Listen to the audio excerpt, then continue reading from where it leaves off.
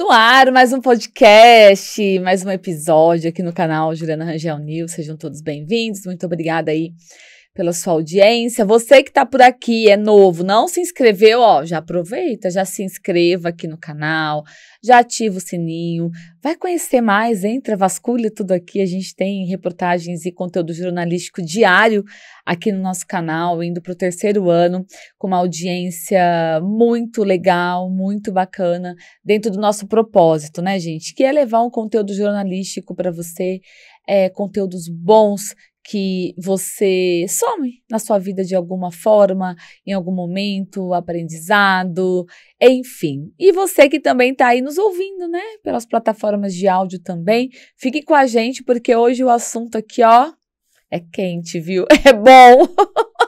Tem cheirinho de coisa boa e tem sabor de coisa boa. Bom, eu recebo aqui hoje Rafael Amorim. Rafael, seja bem-vindo, muito obrigado por estar com a gente. Obrigado pelo convite, agradeço a oportunidade. Hoje a gente vai falar sobre um assunto que todo mundo gosta. Café. E vai ter bastante conteúdo, bastante coisa boa por aqui.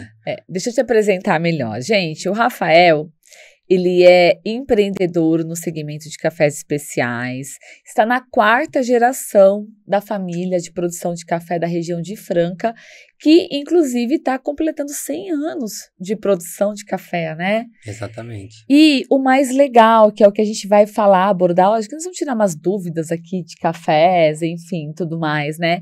Mas o que a gente vai abordar mais aqui também? A questão um pouco dessa história, porque o Rafael, quando assumiu, há 3 anos, né, Rafael? Você decidiu sair da indústria farmacêutica aí, na parte, na verdade, do varejo farmacêutico, né? Vamos corrigir. E assumir aí a 4ª geração da família à frente dessa produção, mas foi uma reformulação, uma evolução, né? Porque há um ano foi criada a marca, a gente está falando aí da Torra 75, e eu queria que a gente falasse um pouco mais dessa questão desse olhar empreendedor também nessa área do café, que daqui a pouco a gente vai passar alguns dados também, até para vocês se surpreenderem como é que o brasileiro consome tanto café, né? E a gente produz também. Sim, exatamente. Eu fiquei por 10 anos no varejo farmacêutico, né, à frente de lojas com PDV, e depois que eu encerrei esse ciclo, né, como a família já produzia cafés e eu também comecei a cursar engenharia agronômica, eu virei a chave para esse outro modelo de negócios, né, que é totalmente diferente. E aí eu entendia que o Brasil já consumia esses cafés especiais, que a gente tinha nicho e mercado para isso, mas ainda muito pequeno. A gente teve uma crescente de uns 3, 4 anos agora, mas ainda tem muito espaço. E a gente já tinha esse produto, então eu virei a chave e decidi empreender, que a gente sabe que é um desafio muito grande, e aí lancei a marca e hoje a gente entrega esses cafés para o Brasil todo. É o que a gente fala, o Brasil hoje é o maior produtor de café do mundo. Em consumo, eu acho que é o 2º, né? Sim, exatamente. Só que mesmo sendo o 2º, gente, tem tanto mercado para abrir ainda, né? E eu acho que o principal que eu queria que você falasse, até porque você está nessa produção dos cafés especiais, de uns 5 anos para cá, eu acho que mudou muito o perfil, né? É como se as pessoas descobrissem que tomar café bom é bom, né? Então, você aprender mais sobre cafés, sobre as formas de tiragem de café, de produção e os tipos, né, também. Exatamente, a gente tem participado de muitos eventos e aí até mesmo em atendimento, né, do site da loja, a gente sempre fala que é um workshop, porque as pessoas hoje preocupam com a qualidade e a origem, né? Precisa de informar de onde vem o café, o processo de produção e um dado interessante que a gente tem isso na marca, né? A gente mostra o rastreio de todos os lotes de café, que os consumidores hoje perguntam muito. Além de sensorial, querem entender se é fermentado, que tipo de processo e tudo mais. Então, a gente hoje mostra tudo isso, porque o mercado quer saber de onde que vem, de que forma é feito esses cafés. Quem consome o café especial é um público muito exigente, assim, porque conhece, ou se está começando a conhecer, ele quer entender mais de todo o processo, né? Exatamente, até porque as pessoas que começam a consumir esse tipo de produto, né, dificilmente elas voltam para um café tradicional, um café commodity. Então, ela começa a despertar mais interesse cada vez mais, e isso vira um ritual na vida dela, né? Ela Aham. começa a ter sempre cafés diferentes, métodos de preparo diferente, e sempre despertando interesse em buscar mais informação e saber mais sobre os cafés. Ó, a gente tem uns dados aqui que eu vou passar para você que está assistindo. Ó, em 2023, a produção de café cresceu 8,2% e chegou a 55 milhões de sacas. O que mais aqui? Foi uma pesquisa da Companhia Nacional de Abastecimento, da Conab, né? Esse dado aqui é muito legal, gente, que eu falo que eu tô na primeira. 81% dos entrevistados mantêm o hábito, isso ano passado. 81 entrevistados, 29% consomem mais de 6 xícaras. Você também é assim, Rafael? Eu consumo bem mais do que isso. Quantas? Já contou? Não contei, é que a gente faz no escritório sempre naquelas jarras de V60, então tomo o Só tempo vai todo. enchendo. Exatamente. E qual o tamanho da xícara? É a pequena ou grande? É, a pequena. É porque eu uso a de chá. Mas Pra mim, você não vem com a pequena. Pra mim, tem que ser de 300 ml. Mas dá muito mais de 6, sem dúvida. Dá muito mais de 6. É que os cafés especiais, né? Isso tem o teor de cafeína. A gente fala que o nosso café é um café arábica. Ainda na marca é 100% arábica. E a cafeína dele é diferente dos cafés robustas, né? Os canéforas. Ele tem cafeína. É lógico que tem um limite de xícaras que dá para tomar. Só que os cafés especiais têm torra clara ou até muito mais clara. E é um café muito mais leve, né? Não é um café carbonizado. Então, às vezes tem essa preocupação, né? De quanto que eu vou tomar por conta de problemas gastro e tudo mais. Cafeína, né? Exatamente. O sono, que deixa a gente mais agitado, Mais agitado, assim, né? exato. Elétrico, enfim. Mas é um café muito seguro por conta de ser café puro e de ser um café que não é queimado, carbonizado. É um café ideal para consumo. Mas ainda é igual a gente estava falando, né? Hoje, óbvio, aumentou muito essa questão dos cafés especiais no Brasil, não só no Brasil, no mundo, né? Hoje a gente vê cafeterias gourmets, assim, por todos os lados. É igual eu falo, se você pegar uns 5, 6 anos atrás, eu acho que raro V60, prensa Nem francesa. ouvia falar, exatamente. Você não ouvia falar, né? Hoje você chega numa cafeteria e você tem a opção de escolher o tipo do café que você quer. Por exemplo, tem cafeterias que você tem 3, 4 grãos ali disponíveis que ele te oferece, que você escolhe. Então, você vai querer um mais ácido, um mais adocicado, para um chocolate, para um caramelo, por exemplo, né? E o tipo que você quer, né? Você quer o quê? Uma prensa francesa? Você quer um rádio V60? E aí, isso mudou muito agora. E as pessoas buscam ter essa experiência, né? Exatamente. E até porque esses métodos, né, que a gente chama de preparo, eles entregam bebidas diferentes, talvez até com a mesma semente. Então, hoje as cafeterias oferecem esse leque de sementes, de terroirs diferentes, de produtores diferentes e métodos diferentes para entregar essa experiência totalmente diferente, que você disse que não tinha, de fato, há 3, 4 anos atrás.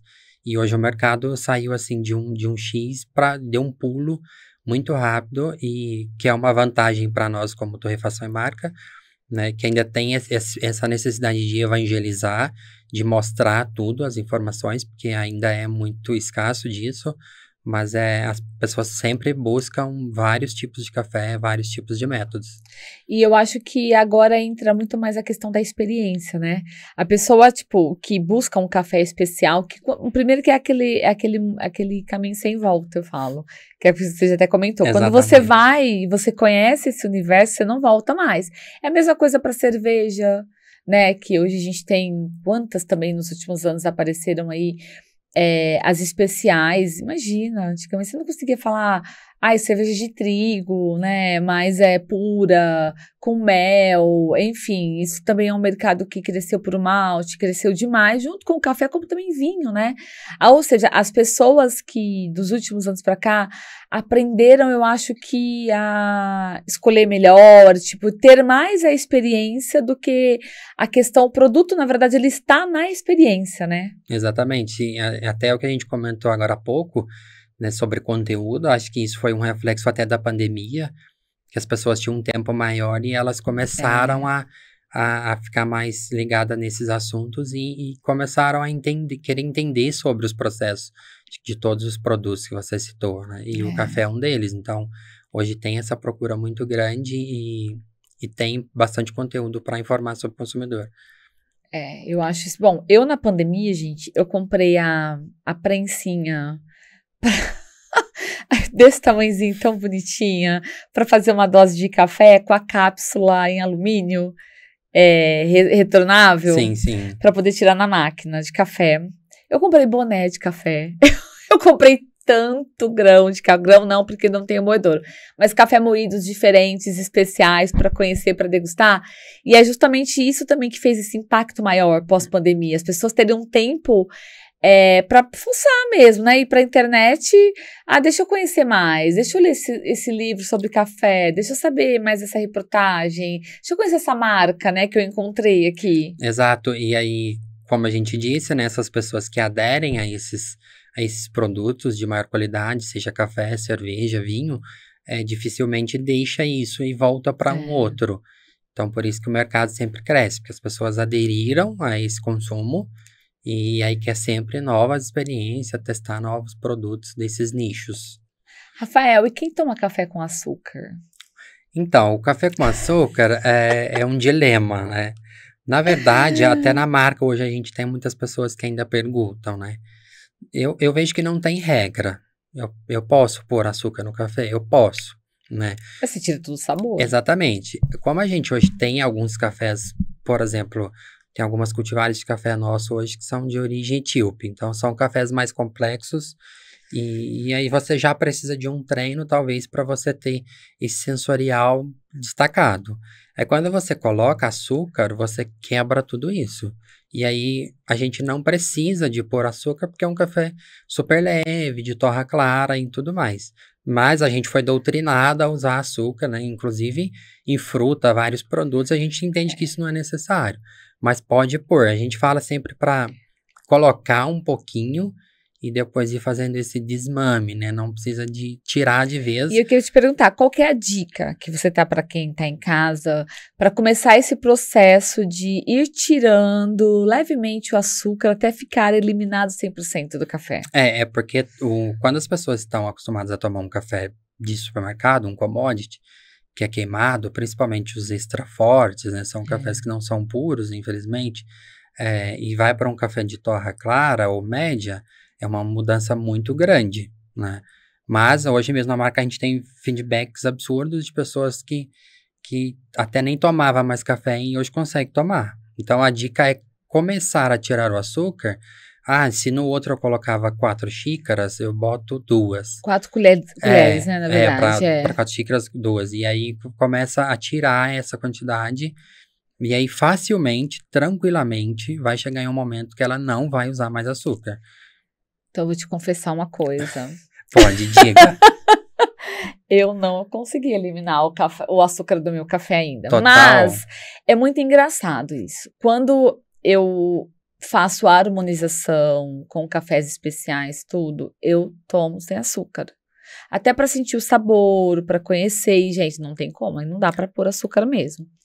Mas em casa, mas você sabe que eu falo que é muito isso, é uma coisa de criação, que a gente vem de família. E é uma coisa aqui, ó. É como se aquele momento prazeroso, que para mim, talvez, de verdade, assim, de refeições, gente, o meu maior momento prazeroso, eu deixo de almoçar. Mas eu não deixo de tomar café.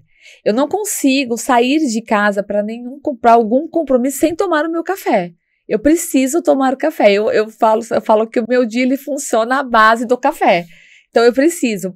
E é como se eu fosse condicionado que aquele momento meu prazeroso, eu tirando o açúcar, fosse não ser o mesmo. Olha que coisa. Mas, por exemplo, à tarde eu tomo um mais forte de máquina, que já é mais um café selecionado e tudo mais, com menos açúcar, ou às vezes até sem açúcar, que eu já tomei também. Mas olha que engraçado. Sim, é questão que você disse, de cultura, né? A gente tem isso enraizado e sempre usou, né? A gente foi doutrinado a usar açúcar e hoje tem essa resistência muito grande, né? Mas te convido a começar a tirar aos poucos e daqui a pouco eliminar de vez o açúcar. E olha que eu já tive cafeteria Sou barista, amo café, todo mundo sabe, quem me acompanha sabe que qualquer lugar que eu viajo, eu tô em café. O que eu vou conhecer? Mas o açúcar, ele está comigo ainda, não tem jeito.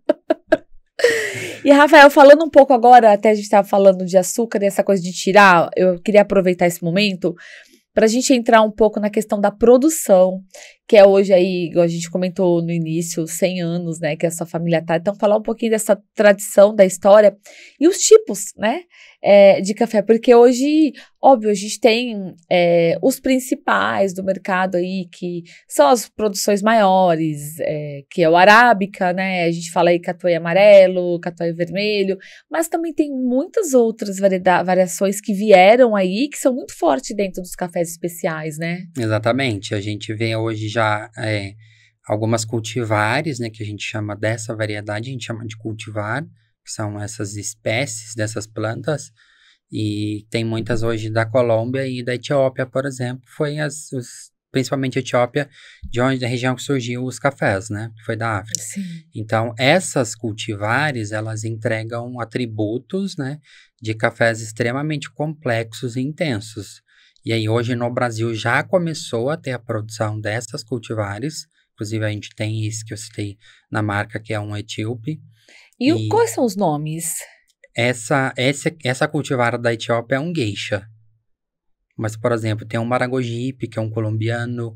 Então, são cultivares... São nomes quase não divulgados ainda, assim, como, né, predominantes, vamos dizer, Exatamente, né? é porque são testes ainda, hoje já tem produção. Legal. Mas são, na região da Alta Mogiana mesmo, tem produção desses cafés, mas são poucos produtores que produzem. Um dos motivos é que a produção dele é muito baixa. Primeiro que existe desenvolvimento, estudo técnico e científico para melhorar isso, é claro. É por conta da região? Região, terroir, não é qualquer lugar altitude, que ele vai para frente, exatamente. né? Então, por exemplo, a gente vê algumas cultivares, Catuai, que você citou, Mundo Novo, Arara, de produzir 70, 80 sacas por hectare. Que às vezes você tem que olhar muito o mercado, infelizmente, no sentido Exato, até de exatamente. economia, né? Vamos dizer. E aí a gente pega uma outra dessa, produz 10, 15. Muito Tem bom. uma nova agora que está surgindo, chama Laurinda, que é uma cultivar que não tem cafeína. Então é super interessante, porque não precisa do processo de indústria para tirar a cafeína. Só que ela produz, tipo, 5 sacas por hectare. Nossa. Então, olha o investimento que o produtor precisa. E o valor final, exatamente, né? Que vai chegar, por exemplo, para o consumidor. Para a torrefação vai chegar a 10 mil reais uma saca desse café. Então, assim, ainda tem esses desafios de potencializar essa produção, né? E até acho que isso no mercado. A gente vê que daqui a um tempo o café especial pode até diminuir o custo, porque a massa vai começar a consumir. É diferente da commodity, não tem jeito. Então ainda é nichado, muito nichado o produto, né? Mas em relação às cultivares, tem muita coisa nova, mas ainda tem produtividade baixa e precisa de escalar isso para reduzir custo e entregar isso com preço melhor para o consumidor. E hoje, me fala um pouco da produção de vocês. Vocês ficam na região da Alta Mogiana. A região da Alta Mogiana, só para a gente atualizar quem está em casa, ela vai de onde até onde? Ela tem um grupo de municípios. Aqui mais próximo tem Altinópolis, Ibiraci, Franca. São grupos mais... Pega um pouco de Minas? Sim, pega algumas cidades de Minas. Cássia, Ibiraci, que é uma região muito produtora, muito potente de café também. Uhum. São mais de 20 municípios, né, que está registrado nesse domínio e que tem as características de terroir, altitude, temperatura próxima, né, que entrega um café próximo ali. Então, tem esse grupo de municípios que entrega ali. Além desses cafés desses produtores, né, como eu disse, a gente já tem cafés de outros produtores, porque a Coffee Lover gosta disso, né, de experimentar cafés de terroirs, de regiões diferentes. No caso, né? a sua marca, você diz, exatamente, né? Hoje você comercializa não só o que você produz... Não só o que a gente tem na produção, você exatamente. Você consegue ter essa opção de trazer, inclusive esses, por exemplo, mais especiais, diferenciados, de outros países, né? Exatamente, a gente consegue entregar esses cafés de outros produtores, além dos que a gente já produz na marca, na nossa propriedade, na produção nossa. E como é que é a produção hoje de vocês? Queria que você falasse um pouco mais. A produção hoje, nossa, a gente fala que é agricultura de de montanha, por conta de que a maioria é em Minas. Então a gente sabe que o relevo de Minas é totalmente diferente de São Paulo, principalmente dessa região que a gente está aqui, né? A gente vai para Franca, já está diferente, em Minas é mais ainda. Então, o trabalho é 98% manual, não existe nem entrada de máquina. Não tem como. Para você ter ideia, né? A gente mostra isso muito no Instagram da marca, até no e-commerce tem esses vídeos e tal, e o pessoal acompanha e vê que é um processo totalmente manual e artesanal, porque não tem acesso a máquinas, tratores e tudo mais. E aí hoje eu, como faço engenharia, consigo acompanhar já bastante processo da produção, de nutrição e tudo mais. A gente vê que é desafiador por conta da marca, tem uma demanda muito tempo da marca, né, hoje em dia, mas eu já consigo acompanhar e mudanças, né, que eu estava comentando antes, que hoje a gente precisa de ser sustentável, a gente precisa de tratar tudo de forma ecológica, né, eficiente. Até porque quem consome esses cafés hoje, e principalmente a nova geração que vem vindo, já tem muito essa conscientização do que vocês fazem na questão da sustentabilidade, né? Exatamente, é o que a gente falou, né? Quando a gente entra nessa quarta onda, as pessoas querem saber cada vez mais o que acontece nos bastidores, né? Desde funcionário, colaborador, até na produção, né? Se agride meio ambiente, se é sustentável, se age de forma ecológica, né? Que tipo de defensivo você usa, né? Hoje a gente já usa muito produto biológico, né? Acho que o mercado pede essa transição de não usar só produto químico, né? Tem um tempo para isso acontecer. Mais qualidade, né? Exatamente. Então a gente consegue entregar cafés de qualidade e sendo eficiente também com o meio ambiente, todo mundo que está em volta. E em termos de números, como é que é a produção de vocês hoje? Por exemplo, vocês fecharam 2023, quantas sacas, o que vocês produzem em áreas? Tá, a gente hoje produz, deve estar em torno de 200, 300 sacas, até porque a gente renovou bastante lavouras para essas cultivares que você até tinha citado, né, para eu explicar um pouco, porque a gente entende também que essas cultivares novas entregam cafés muito melhores. Então, hoje tem muito isso no mercado também, as pessoas trocam os cafés para conseguir entregar cafés que são melhorados para melhorar a bebida. Ou seja, são menos sacas, porque você está trabalhando mais com a qualidade do que com a quantidade, né? Exatamente. Hoje a gente vê muito isso, né, de nanolotes ou microlotes, né, que tem um valor agregado muito maior. Sim. E a gente consegue entregar pequenos lotes, mas com uma qualidade muito melhor, que se torna um café único e exclusivo da marca. E que em termos de valores, falando economicamente no mercado, às vezes é muito maior do que você fazer uma quantidade enorme, que aí entram os cafés mais comuns, vamos dizer assim, e focando nos especiais, né? Exatamente, porque o commodity eu vendo por X, o especial eu vou vender por 5X. Então, talvez essa produção menor, ela compensa mais a produção em commodity, porque eu consigo agregar valor. E dessas sacas que você falou pra gente aqui de quantidade, Rafael, quantas são todas especiais, por exemplo, ou não? Vocês entram um pouco em commodities também? Os tipos, por exemplo, que vocês produzem, que vocês trabalham de variação? Ainda tem commodity, até por conta de que os cafés especiais têm até um benefício totalmente diferente, e aí passa por um processo de seleção. Tem alguns cafés que não enquadram no padrão de café especial. E aí vocês mandam para commodities. Aí esse café vai para commodity, consegue fazer isso. Mesmo sendo uma variação diferente que não é tão comum no mercado. Mesmo sendo outro café, a gente consegue vender para commodity. E aí o selecionado que a gente entende que tem perfil para especial potente, a gente coloca na marca. Entendi. E uma outra curiosidade, na verdade, que eu queria saber, você está na 4ª geração e você fez toda essa mudança de ter essa visão, de entrar muito mais nos especiais, fazer a marca. Até então não se tinha marca, né? Como é que foi essa mudança dentro da família? Porque até a 3ª geração vinha seguindo o que sempre foi desde o começo. Plantava e colhia e... Por exemplo, eu acredito que seria assim, né? E vendia. Sim. E aí, quando você assumiu, como é que foi esse processo de mudança mesmo, né? De falar, olha, de sentar, por exemplo, com a sua família, quem estava à frente, e falar que precisava ser feito essa mudança do mercado? Essas mudanças gera muita resistência, né?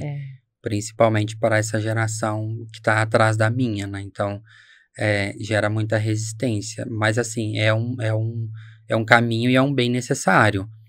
Porque a gente tem produto de qualidade, a gente já tinha isso de qualidade, e aí foi uma oportunidade de gerar e agregar valor no produto. Então, foi muito resistente, até para manejo e trato cultural das lavouras, né? Porque é o que você disse, né? Tá fazendo isso há gerações, e aí hoje chega uma pessoa mais nova e quer fazer totalmente diferente, né? Acho que isso acontece na maioria das empresas que tem uma opinião de uma pessoa mais nova. Mas é um bem e um caminho necessário, porque ou tu vira a chave, ou então você começa a fazer, continua fazendo o mesmo e tende até chegar um momento que não vai dar mais certo. Então, foi essa oportunidade que eu enxerguei. E aí virou a chave e começou a fazer um processo totalmente diferente. E você tem formação em marketing também, sim, né? Sim. Eu formei em marketing, até por conta de ter trabalhado no varejo. E acredito que isso foi muito válido para a gestão, né? Hoje a gente está no e-commerce, que é no comércio eletrônico, mas foi uma escola. Estar no varejo por esse período foi muito bom, até para aprender a lidar com pessoas, funcionários e estratégias, que muitas coisas, por mais que seja um nicho diferente, a gente consegue aplicar no negócio que tem hoje. E essa mudança toda que você fez aí nos negócios de cafés, qual que foi o seu maior desafio? O maior desafio no nosso negócio hoje é acessar o cliente, por conta de que é um negócio novo, uma marca totalmente nova, né? E o Brasil tem uma facilidade até para acessar esses clientes novos, é diferente de Estados Unidos ou Europa. Estados Unidos e Europa é um mercado totalmente diferente. Demoram anos para comprar de uma marca nova. No Brasil a gente nem tem isso. As pessoas querem testar, né? Conhecer, né? Exatamente. E do mesmo lado é um privilégio, porque a gente tem mais de 200 milhões de pessoas e hoje a gente envia produto para o país todo. Mas o maior desafio, sem dúvida, é acessar esse cliente e mostrar a nossa marca e os nossos produtos. E antes de você ir para a família, para poder assumir aí parte dos negócios, como é que eram as vendas? Não era para o público final, era geralmente só para os commodities mesmo, enfim, né? Exato, a gente nunca teve um pacote para B2C. Não tinha nem a marca, né? Exatamente, então beneficiava, colocava às vezes para cooperativa ou alguma corretora e vendia, né? Deixava para consumo da família e tudo mais, mas para consumidor final, marca, até porque tem umas regras do MAPA, né, que é no Ministério da Agricultura, Abastecimento e Pecuária, enfim, e para pôr isso no mercado, né, precisa de algumas adequações, a gente não tinha nada disso. Você foi buscar e colocou em prática. Exatamente, a gente foi testar. Selos, né? Selo, adequação, Receita Federal, enfim, N coisas para validar o produto. Você comentou a questão de rastreamento. Eu acredito que antes de você não tinha um rastreamento para que as pessoas que consomem pudessem acompanhar, né? Exatamente, né? Hoje a gente tem o profissional que lauda os cafés, né? Que é o que a gente chama de Q-Grader, e que é muito seguro, né? Porque hoje a gente vê que os cafés têm pontuações, né? Que você consome, você sabe disso já. E a gente vê o mercado flutuando com esses números muito aleatórios, né? E hoje os nossos cafés são todos laudados, né? Então, tem essa necessidade de todos esses documentos e essas adequações. Explica melhor o que é ser um produto ser laudado. Esses laudos... Pra gente que tá em casa entender aí. Exato. Esses laudos são profissionais que são habilitados e treinados, que certificam que os cafés... Com análises, né? Exato. Que o café entrega isso. O café é muito doce, ou o café tem atributo X e Y. Esse profissional consegue garantir com segurança que de fato isso existe naquele produto. São geralmente, viu, gente, quando vocês olham, por exemplo, lá no Instagram mesmo, a gente vê aquela mesa cheia de copinhos, por exemplo. Isso já é uma parte, né? Exato. Que é aquela colheu, né? Por exemplo, a colheita é uma colheita por ano, né? Uma colheita, no Brasil, então, por exemplo, sim. A colheita do ano. E aí vocês começam a fazer os testes. Então, tem várias opções ali, e diluindo e tudo para vocês irem entendendo a qualidade do que vocês escolheram, né? Exatamente. Isso é muito interessante. Esse processo a gente chama de cupping. E, por exemplo, como eu citei, a gente trocou bastante lavouras lá. E esse ano no primeiro ano ele já dá algumas sementes, né? E o primeiro passo que eu fiz agora é pegar essas sementes, por mais que seja muito pouco, e já vou secar e fazer qualidade de bebida. Por quê? Porque a partir disso eu entendo o potencial que eu vou ter na carga alta, né? Que a gente fala, que é na próxima safra. E aí eu consigo até ajustar isso, por exemplo, em nutrição. Então, isso é uma parte do processo, né? Que é várias xícaras lá, que bota água e tal, faz aquele até barulho com a colher, né? Uhum. Que é o cupping, e aí é esse processo aí que o grinder entende e de fato valida os cafés, se tem qualidade. De repente acontece o que você disse, né? Não tá ok para especial, a gente tira esse de lado e envia para commodity. E o que qualifica um café especial? Então, por exemplo, eu sei que começa ali desde a qualidade da muda, aí a região que ele está sendo plantado, mas, por exemplo, tem todo um processo que não é só isso, né? Exatamente, tem altitude, né, terroir, temperatura do clima, como você citou, e uma das coisas que hoje vem sendo desenvolvida e que tem muito estudo disso é a nutrição, né? Por exemplo, tem X nutrientes que oferece mais doçura para a bebida. Mas a nutrição vai no solo? No solo. Para que que vá para o grão, exatamente. por exemplo. Pode ser no solo ou via foliar. Tem alguns tipos de aplicação, né? E aí pode potencializar o adocicado, a doçura, diminuir a acidez. Exatamente. Legal. E depois também, né? A gente teve até recente agora um evento de qualidade de pós-colheita, que aí sim é a cereja do bolo, né? O café pode ser o melhor do mundo, mas o processo pós-colheita é que determina muito, né? Por exemplo, eu posso ter uma fermentação indevida. Então, eu tenho que secar esse café de forma ideal. Eu vou usar secador, que tipo de secador que eu vou usar? Eu vou secar em terreiro de lona ou suspenso, enfim. Então, tem também o pós-colheita e aí depois o processo de torra, né? Então, são várias etapas que levam até a xícara final e aí valida, como eu disse, se tá ok ou não. E a colheita também, né? Por exemplo, tem essa coisa de você colher no pé ainda. Exatamente. A forma como você colhe. Porque o que a gente vê muito de commodities, inclusive, que são retirados grãos do chão, não é? Exatamente. Que já caíram e ali estão, enfim. A colheita, o ideal, né? O melhor dos mundos, a gente tem até esse desafio por conta de mudança climática, né? Colher o café sempre no cereja, né? Para quem ainda não conhece muito, o cereja é quando ele está totalmente maduro, que é o vermelho total, ou quando é alguma cultivar amarela ou amarelinho. É o momento certo. Esse é o momento certo, é onde ele está com o maior grau de doçura, que ele está com o enchimento ideal de grão que a gente fala. Então, esse grão é o perfeito para colher. Só que a gente sabe que ali no meio tem verde, tem seco, tem outros tipos de semente, né? Mas esse é o ideal para colher. Gente, olha que aula de café que a gente está tendo aqui. Outra dúvida.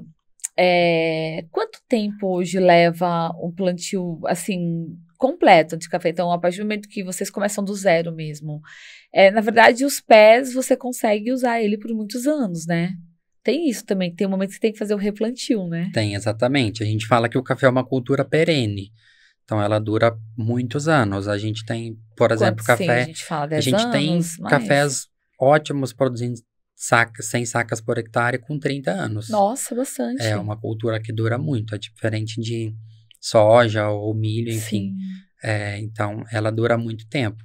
Sobre o tempo, né, a gente fala 2 anos. Eu plantei agora em 24, ano que vem em 25 ele vai dar muito pouquinho. Os pés novos. Os pés novos. Uhum. E a carga alta, né, que é a produtividade na sua máxima, vai dar só em 26. Então, agora, quando os pés já estão, e aí você faz o ciclo só de manutenção. De manutenção e colher é quanto tempo? É todo ano. Aí eu colho, a cada 8 meses eu colho de novo. Uma média de 8 meses. A produção mesmo para ficar, por exemplo, no momento certo, por exemplo, do especial, que é o cereja que você comentou. Exato. É uma média de 8 meses mesmo. Depois de colheita, a gente tem o processo de beneficiamento. E aí, como eu disse atrás, esses grãos que não são maduros ou secos, a gente faz um rebenefício, eles saem, né? Tem aparelhos eletrônicos hoje que seleciona até por laser, é extremamente tecnológica a produção. E aí, depois tem um tempo de descanso, os cafés precisam descansar. E aí, sim, depois eles vão pra torra, que vai pro pacote pro consumidor. Nossa, o produtor colocou uma pergunta ali que eu acho que ele leu meu pensamento. Eu ia perguntar, porque 100 anos na produção de café, Rafael, é centenário. Seja, eu com certeza, eu acredito que sim, gente, mas o Rafael vai me responder, mas vocês já perderam muitas produções de café por conta de Sim, tempo, geada, ou às vezes outra coisa de clima que acabou ocasionando aí, né? exatamente. É interessante essa pergunta, né? E a gente vê que até muitas pessoas deixam de cultivar o café e passa para outras culturas, né? Soja, enfim, outra cana e tudo mais, por conta de que é uma cultura difícil, né? Ainda mais esse tempo para produção, né? A Porque gente, são 8 meses, né? exatamente, a gente As até, outras você consegue fazer 2 colheitas no ano, a né? gente vê soja, Dependendo. dependendo do ciclo, eu planto e colho com 100 dias. Ou Então, seja, dá até para fazer mais vezes ao eu boto ano. soja, boto 4 culturas no mesmo solo, né? O café É. não. A gente tem um privilégio de estar em montanha, tá alto, né?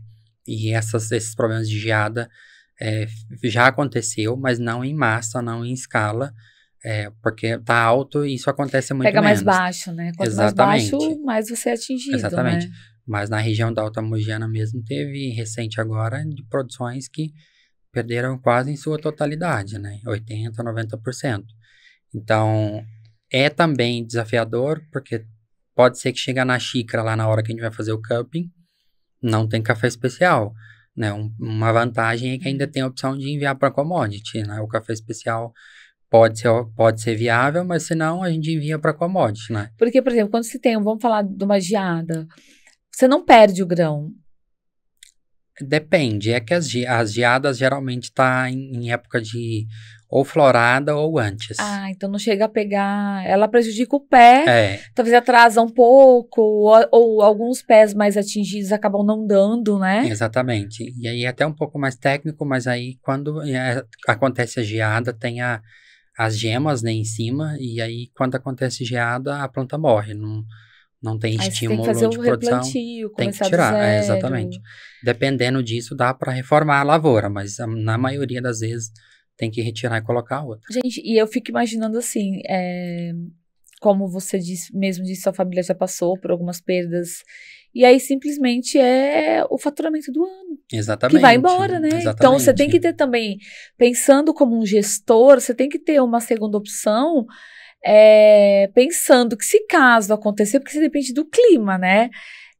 Você tem uma segunda saída ali se não tiver uma produção entregue e faturamento. Exatamente, até porque tem esse bordão, né? Que é uma empresa a céu aberto, e de fato né? Porque, por exemplo, tem um custo X para ter isso produzindo ou não. E aí, se vem uma geada ou outro imprevisto e eu não tenho produção, né? Como que eu vou fechar essa conta, né? Então, assim, é um planejamento absurdo, que aí volta no que a gente disse de que hoje as gerações precisam de virar a chave e começar a fazer isso diferente, né? Porque antes não tinha isso. Se Não tinha intensificou, tecnologia, não né? tinha nada informatizado. E hoje isso é necessário e obrigatório. Porque se isso der errado, o que que eu vou fazer, né? Tem que ter essa segunda saída. Exatamente. Rafael, e hoje na Torra 75, vocês têm quantas marcas, variações de cafés que vocês oferecem no mercado? A gente tem café para máquina, que são cafés, como eu disse, que são fornecidos para cafeteria. Tem algumas cafeterias no Brasil que usam os nossos cafés, que é uma curva de torra, um grão específico para uma xícara de expresso ideal, né?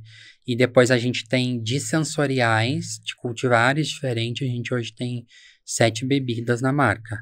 Então, são 7 cafés diferentes. Café para o dia a dia, café intenso, café para ocasião. Então, são 7 sensoriais, 7 cafés diferentes na marca. O que é o carro-chefe? O carro-chefe, como a gente está num mercado de transição, Ainda, né? e acho que vai demorar um pouco ainda, é os cafés especiais para o dia a dia. Por exemplo, o nosso chocolate caramelo. É um café extremamente leve, que as pessoas tomam e não sente tanto, apesar de ser muito diferente do tradicional, mas ela consegue tomar e aí depois disso ela começa a arriscar para um novo sensorial. Mas esse chocolate caramelo especial é o nosso carro-chefe. E qual é a variação desse café? Esse é um arara. É um Ah. café, uma cultivar de umas mais doces que tem. E vocês aqui na região tem muito essa produção desse ou não? Essa Vocês são meio que pioneiros? Não, tão- essa cultivar é uma cultivar desenvolvida pela Fundação Pro Café, foi um desenvolvimento genético deles, e a produtividade é super alta e já tem muito dela.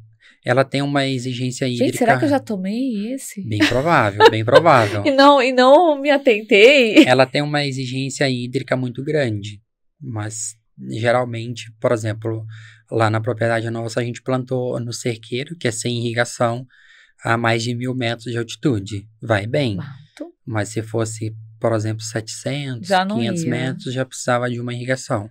Mas é uma cultivar que já está em bastante propriedade já. E você com essa nova geração, tudo que você está implantando, né, desenvolvendo, o que você tem de planos agora para o futuro, né? Igual você comentou da venda muito forte, que é o que vocês estão investindo, e que é, gente, não adianta. Quem não está hoje no online, no e-commerce, com os produtos, vai ficar para trás, não tem jeito. Até porque dividiu muito essa fatia da questão do físico, tem que ter também, eu acho que é um equilíbrio, né? De pontos físicos, mas o online vem muito forte, né? Exatamente. Hoje precisa de ser, porque o mundo é digital, a gente sabe que tudo é digital, né? E, assim, a marca tem alguns objetivos e alguns projetos, né? Alguns eu não posso citar aqui ainda, mas a gente tem projeto para levar isso para fora. Exportar. Internacionalizar a marca para Estados Unidos e Europa. Isso vai acontecer até muito em breve. A gente já tem algumas provas sociais desses cafés que a gente já está coletando nesses países, de Europa e Estados Unidos. E o objetivo é levar nesse pacote Torra 75. Não criar outra marca, não levar a marca mesmo. para private label, levar a nossa marca mesmo para esses países fora do Brasil, que já são potentes consumidores. E você comentou que a China está começando a consumir o café, Exatamente. né? Então, ou seja, tem um novo mercado Exatamente. abrindo aí também, né? A China começou a consumir café, já tem compras de café para a China e está virando uma modinha, como a gente diz, né? Essa procura de métodos e experiências de cafés especiais. E se de fato isso positivar a acontecer, é um mercado gigante para o Brasil, que é o principal produtor. Para abastecer a China? Exatamente. Mas felizmente a gente tem café para isso, né? Tem mercado ainda muito, o né, Brasil Rafael? tem produção, tem mercado e consegue atender. Essa foto aqui, você tá fazendo um café no meio da plantação, num Rario V60. Essa produtividade e essa produção aí é lá numa lavoura nossa. Atrás lá dá até para ver que é montanha. Então aí tá 1.200 e alguma coisa de metros. Me fala uma coisa, Bem vamos alto. falar das diferenças dos métodos de café? Sim. Então, por exemplo, hoje os mais conhecidos, a gente tem a máquina, aí a gente tem o Rario V60, a gente tem a prensa francesa. Tô esquecendo mais algumas assim? Tem bastante, né? Tô desatualizada. Então, me fala mais, assim. Tem italiana, tem Chemex, tem... Chemex, verdade, esqueci. B75 da Time Essa eu não conheço, não, a B75. São vários métodos.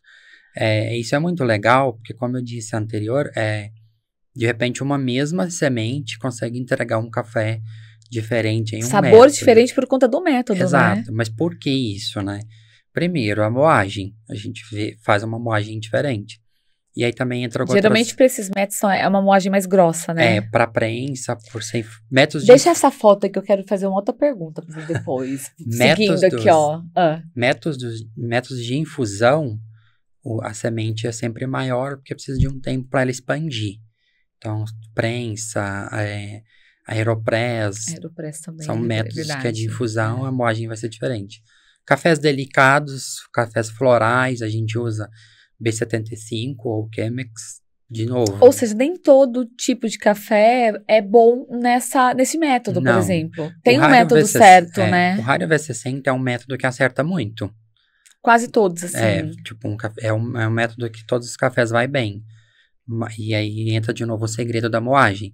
Mas o V60 é um que vai bem com praticamente todos os cafés. Uma dúvida que eu tenho. Sim. Primeiro, Aí, ó, você que tá em casa, eu tenho certeza que você tem essa dúvida. Ó, eu sou cafezeira, hein, gente? Mas eu já ouvi dois lados. A água tem que deixar ela ferver, ou quando ela começar a querer borbulhar é o ponto certo para passar o café? Quando ela começa a borbulhar é o ponto certo para passar o café. As pessoas perguntam se vai queimar o café. Não, não vai, porque quando a gente torra, a gente leva esse café a 200 graus. Então, a gente não vai queimar café com água. Uhum. Pronto. Mas muda o sabor. Mas muda o sabor. A gente Viu, fala... Danilo Vilarim?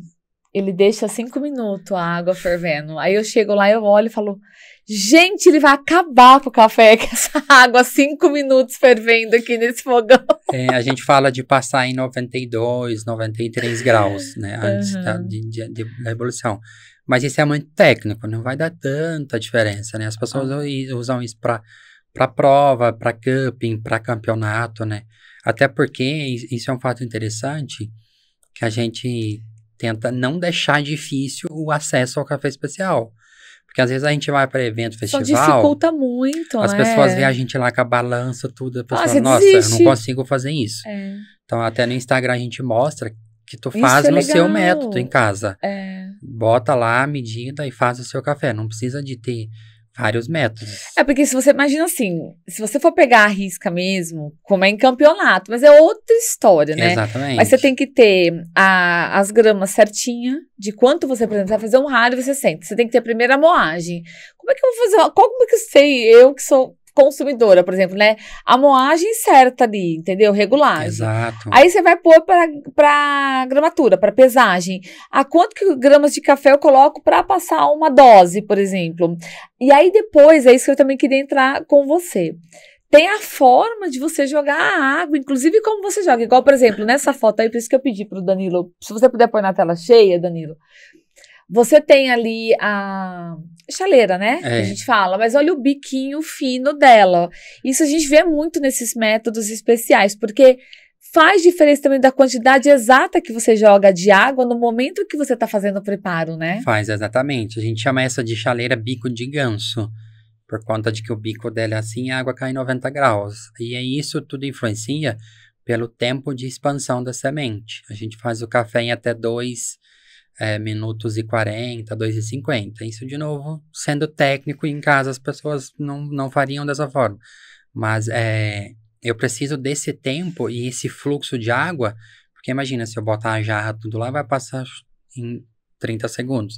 Então eu preciso desse tempo para eu tirar tudo que a semente tem para me entregar.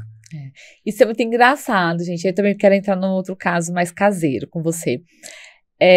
Da última vez que eu retornei de viagem, eu trago café tudo quanto é lugar. Eu vejo um café, eu compro o pacote e levo, né? Aí, gente, olha isso. Vou falar porque tá em alta lá nos Estados Unidos. Eu trouxe um café do Trump. Eu entrei no edifício dele comercial e é incrível, porque lá ele tem lojas e ele tem café lá dentro. Eu trouxe um café do Trump. E eu cheguei toda feliz, fui passar em casa. Eu entendo de café, mas assim, é igual você comentou, às vezes não dá pra você fazer algo tudo assim nessa sequência pra você realmente sentir o sabor e perde, não adianta. Mas é claro, o que eu fiz?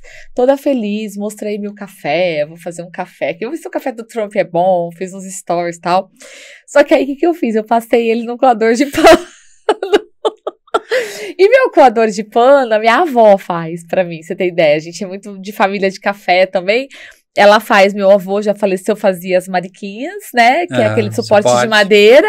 E o coador, minha avó compra o saco, costura lá e me manda 5, 6 sacos. Só que eu gosto de usar esse coador de pano até o último final. E aí ele já tava todo escuro, tá? E eu toda feliz fazendo vídeo. Olha, vamos degustar o café aqui. E soquei nesse coador. Aí veio um seguidor, super entendedor de café. Que sabor que você sentiu aí? Porque nesse coador que você tá passando, você não conseguiu pegar nem 1% do sabor que tem esse café especial. E é muito isso também, né? É muito isso. É o que eu disse, né? De repente o café é excelente, é potente, mas não consegue entregar, por exemplo, se a moagem não foi ideal, a semente não expandiu, não tirei tudo que tinha do café, né? Então, o método é importante, por isso que a gente fala do café que é chefe hoje na marca, que é o chocolate caramelo especial, porque ele é um café mais padrão.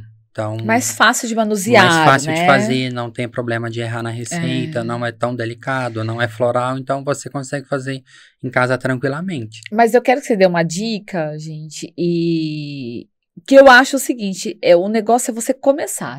Exatamente. Você não precisa começar igual tudo minuciosamente, né? Porque isso aqui é um processo que eu acho que é uma consequência. Porque quando você entra nesse mercado, você gosta, você vai querer ter uma balancinha para você pesar. Exato. Você vai querer ter um moedor para você começar a aprender a moagem exata ali daquele grão para o método específico, né?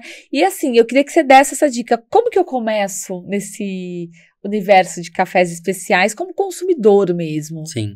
O melhor dos mundos a gente sempre fala, independente de marca ou de café, é comprar, se possível, grãos. Porque Olha a primeiro, dica. tu sabe que tu tá levando para casa café. Então, se você comprou café em grãos, você tá levando café, não tá levando nada de impureza. Por mais que não seja especial, seja um grão modesto, você tá levando grãos, né? E depois, quando vai fazer em casa, se usar filtro de papel, a gente sempre fala para Vamos ver. escaldar o filtro antes, A né? gente faz. Até o filtro saturar. Por quê? Porque se eu não escaldar, pode ser que muito atributo do café fique preso ali no filtro. Então, eu escaldo ele, primeiro porque pode vir amargor da indústria, enfim, fuligem e tal. Então, eu escaldo até saturar e depois faço. Pode fazer no filtro que tem em casa ou pode fazer até no de tecido. E o saturar é o quê?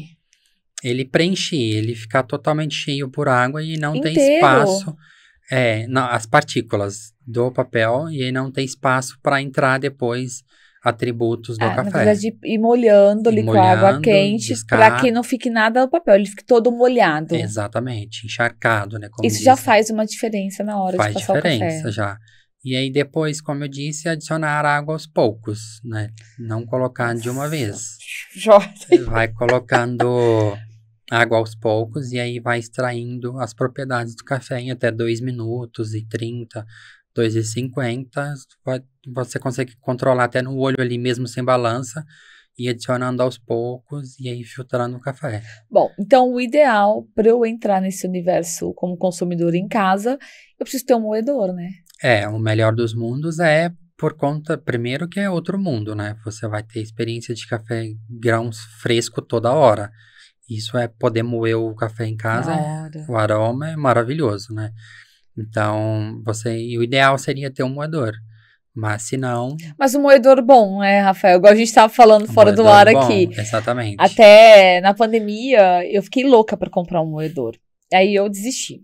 Que aí eu vi vários modelos, eu vi uns retrôs, pequenininhos, e de todos os preços. De todos os valores, mas não dá para comprar o baratinho, que é o que você comentou, baratinho você vai conseguir moer 10 vezes, aí acabou. Exato, hoje os moedores de qualidade, e aí acontece também com essa procura alta, né, o valor aumentou bastante, então o investimento é mais alto, mas aí precisa de ser um moedor de qualidade até por conta dos métodos, né, hoje se eu tenho um moedor bom em casa, eu consigo usar essa ajuste de moagem para vários tipos de método. E é um produto que vai durar 10, 15 anos, então... Vale o investimento para quem gosta de café, Exatamente. Né? Então, quando for investir em uma marca que dura e consegue te entregar moagem de qualidade. Eu ainda uso os da minha mãe, da minha avó lá no sítio, quando eu compro grão, mas eu compro muito pouco grão, porque eu não tenho essa questão da moagem prática, né? Mas eu ganho, eu levo pra lá e a gente pega aquele... Vocês lembram, gente? Você em casa vai lembrar. Se você vem dessas épocas, assim, das antigas como eu, não tem jeito. Mas que é aquele ferro... Eles chamam de mimoso, né? Mimoso. Você põe, rosqueia na mesa ali, põe o grão e vai no olho. Igual, por exemplo, a gente vai regulando. Eu lembro que a gente já moeu o café que a gente já passou 2, 3 vezes, assim. Moeu uma vez, moeu mais um pouquinho, que ficou grosso... E faz o antigo, vamos dizer, né? É um detalhe interessante também da moagem, né? Por mais que você tá comprando em casa ou você moeu nesse, a gente sempre fala para ser uma moagem tipo uma areia fina. Esse é o exato, o ponto exato. Esse é o ideal, o padrão para te atender bem. Porque se for muito fino, aquele pó que parece um talco, vai amargar seu café. Jura? Isso é fato. Isso é fato. Então é isso, é pegar, né? Sentir, exatamente. Sentir Parece como uma areia como fina. uma areia fina. Isso aí é a moagem ideal, padrão, para você fazer em casa sem problema. Gente, que aula de café aqui, hein? Adorei a gente bater esse papo, viu, Rafael, falar. E eu acho que é por isso que a gente tem tanta história, né? Como que o café, ele faz parte da história do Brasil, ele faz parte principalmente da nossa região, né? Aqui em Muito. Ribeirão Preto, Franca, a gente tem as histórias dos coronéis, dos barões, do café, né? Da época do auge, século XIX, do plantio, como que isso impactou o Brasil e até hoje impacta, né? Exatamente. Economicamente, agronegócio, né? Exato. Primeiro isso, né? Para renda e para negócios, acho que isso representa muito para o Brasil. Franca mesmo é uma região forte, a produção alta-mogiana, e supera já a exportação de qualquer outro produto, o café. Então a gente vê quanto isso representa, né? E depois, por se tornar um hábito, né? E fazer parte da rotina, né? As pessoas que não consomem café são uma faixa muito pequena. Então, é cultura a gente usar café, é cultura a gente tomar café. Então, faz parte da nossa vida, né? E é interessante, porque até eu mesmo como proprietário de marca, é muito, muito legal. Mas tem gente, consumidor, coffee lover até da nossa marca, que sabe mais de café, talvez, do que a gente da marca. Então, estudam assim, muito, pesquisam muito, estão antenados em tudo que é novidade, né? Que é um mercado, assim, que tem muita gente louca por café. Que é muito legal. Aí, ó, é esse moinho, ó. É isso aí, o da minha mimoso. mãe é um preto. A gente fez, né? A gente tem uns vídeos também, mas eu gosto de mostrar, assim, às vezes, as coisas antigas. Porque a geração mais nova não conhece esses produtos. Nem sabe. Os coffee lovers de hoje, por exemplo, muitos nem sabem como começou. Eles já tem um moinho mais moderno, né? Sim. E tudo mais. Muito legal. É isso. Rafael, muito obrigada pela sua Imagina. participação. Eu quero combinar um dia pra gente ir lá fazer uma reportagem. Vamos sim. A campo. Vamos. E lá, vamos no momento que tiver pra colheita. Vamos, a gente mostra o processo de produção ou de torra. Vamos fazer pro nosso canal, porque Sim, legal. é gostoso a gente mostrar o passo a passo, né? Tem a questão da torra, que é um processo totalmente diferente, que é hoje muita tecnologia, né? Até para entregar esses sensoriais precisa disso, é muito efetivo. Mas vamos marcar, tem muita coisa legal para a gente mostrar lá. Então, combinado. A gente vai combinar essa reportagem, gente. Vamos, e agora, nós vamos encerrar aqui e vamos tomar um café? Vamos, com certeza. Que eu acho que merecemos, né? E, pessoal, obrigada, Rafael, mais uma vez. Eu que agradeço pela oportunidade. E, pessoal, vamos ficando por aqui. Olha que papo gostoso, que delícia. Se inscreva já aqui no canal, acompanhe o nosso conteúdo. Até o próximo episódio. Tchau, tchau. Tchau, gente.